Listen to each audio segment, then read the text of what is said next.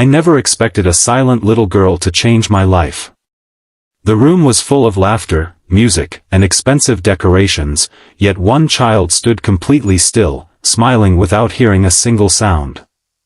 Everyone believed money could solve every problem, but what happened that afternoon proved that the greatest miracles sometimes come from simple kindness, not wealth. By the end of this story, one small act from a single father would leave an entire room in tears. Some moments don't need words to become unforgettable. Sometimes, the smallest gift carries the biggest hope. Emily Harrison was one of the richest women in America. She built a technology company worth billions, owned luxury homes across the country, and seemed to have everything anyone could dream of. But every evening, after the meetings ended and the cameras disappeared, she sat beside her 8-year-old daughter, Lily, wishing money could buy the one thing she wanted most. Lily had been born profoundly deaf. Emily never stopped searching for answers. She hired the best doctors, traveled to famous hospitals, and spent millions on treatments and specialists. Some gave hope. Others quietly admitted there was little they could promise. Lily never complained. She simply smiled, painted beautiful pictures, hugged people tightly, and communicated through sign language. She lived in a peaceful world without sound. One Saturday afternoon, Emily organized a charity family event at a local community center. The goal was simple: raise money for children with disabilities.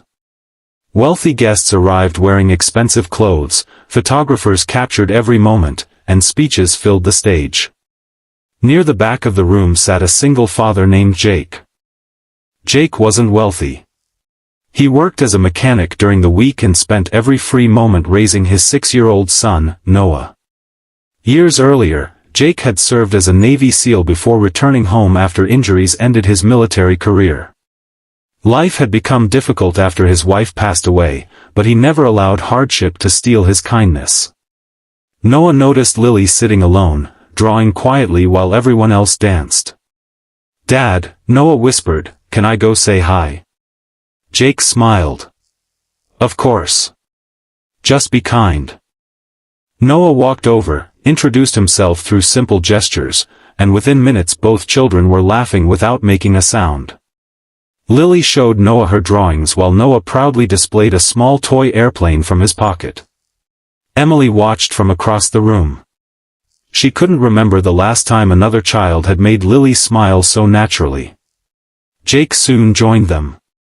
Instead of looking uncomfortable because Lily couldn't hear, he knelt beside her and greeted her using sign language. Emily's eyes widened. "You know sign language?" she asked. Jake nodded. "I learned it during military rescue training. We sometimes communicated silently during missions, and later I volunteered with deaf children while recovering from my injuries." Emily smiled politely but couldn't hide her surprise. The afternoon continued, and conversations filled the hall. Before leaving, Jake reached into his old backpack. "I'd like to give Lily something," he said. Emily hesitated. "You don't have to." "I know," Jake replied gently. "I want to." He carefully pulled out a small, well-used vibration speaker pad. "It isn't expensive," he explained. "My son and I found it at a community technology workshop. It lets someone feel music through vibrations instead of hearing it." Lily looked curious.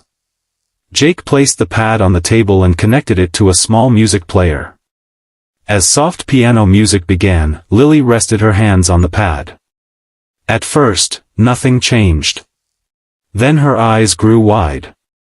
She could feel every beat, every rhythm. Every gentle vibration traveled through her fingertips. She looked at Jake, then at her mother, smiling bigger than Emily had ever seen before. Tears filled Emily's eyes. For the first time, Lily wasn't hearing music. She was experiencing it.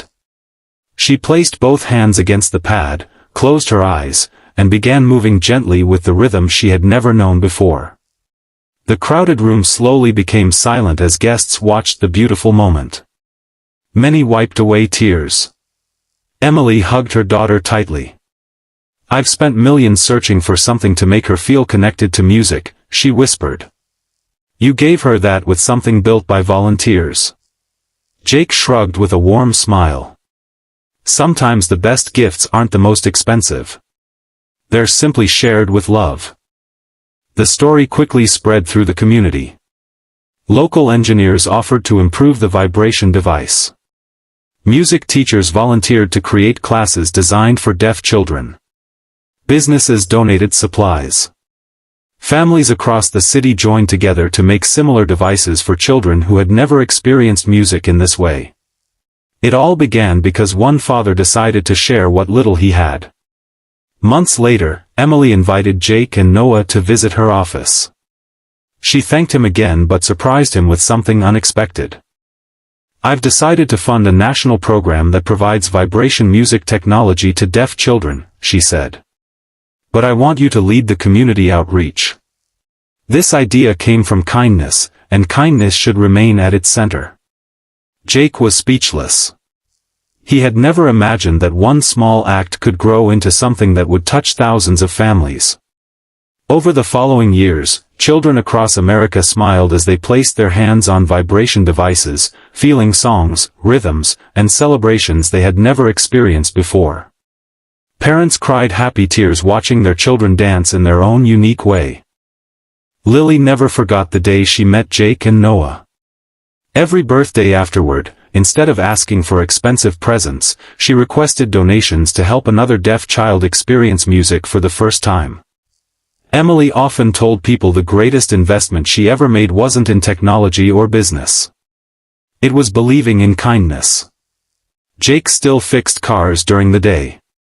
Noah grew into a thoughtful young man who always carried an extra toy to give away whenever he met a lonely child. Neither of them thought they were heroes. They simply believed every person deserved compassion. Kindness rarely arrives with flashing lights or grand speeches. Most of the time, it comes quietly through an open heart, a helping hand, or a simple gift offered without expecting anything in return.